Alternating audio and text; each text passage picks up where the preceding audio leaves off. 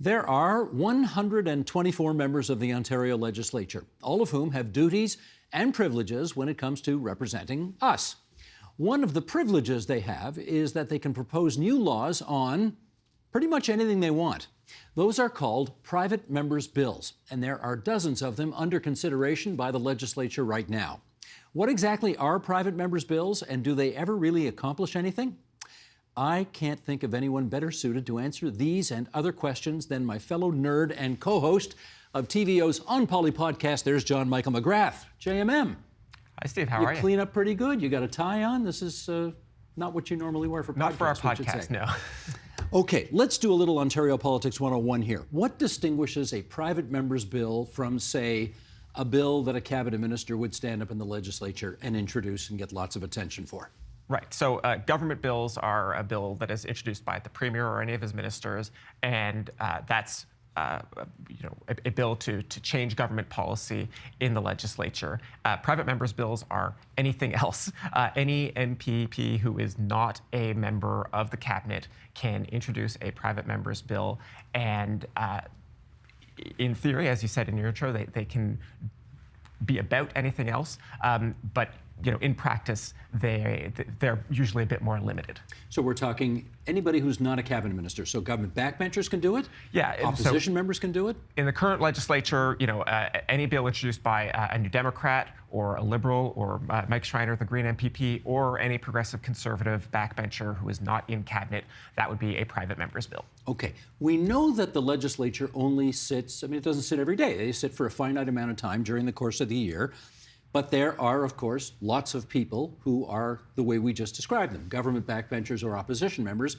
And if every single person wanted to introduce 10 bills, they'd never get through everything. So how do they figure out whose bill gets taken up and whose doesn't? Well, of course, the vast majority of the calendar year is taken up by government business. The government controls the agenda, so unsurprisingly, the government gives itself the lion's share of the time at the legislature. They do, however, set aside some time for private members' business, and it's a few hours a week usually. And the MPPs who are not members of the government, they get ballots. Basically, they draw lots to see when they will get a shot at introducing their private member's bill. So it's a lottery? Effectively, yes. And you get about one chance every year or so. And it's more or less random, although MPPs can also trade their spots in the calendar if they want to.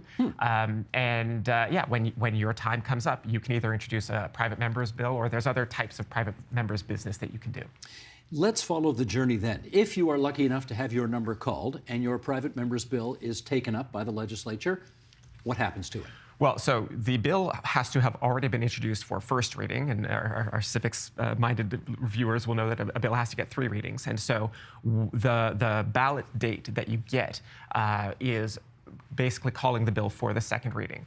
And so you get to present the bill and tell MPPs about it, and then they get to debate it, and then they get to vote on it, and that's the second reading vote. And at that point, the bill will either succeed, at which point it gets sent to a committee, or it will be defeated, and it will never be heard from again. Is it typical we have a majority government in Ontario right now, is it typical for the majority government to support its own backbenchers' bills, but vote against opposition private members' bills? Yeah, that's very common. Unsurprisingly, Tory backbenchers are not going to bring forward private members' bills that are trying to embarrass the government.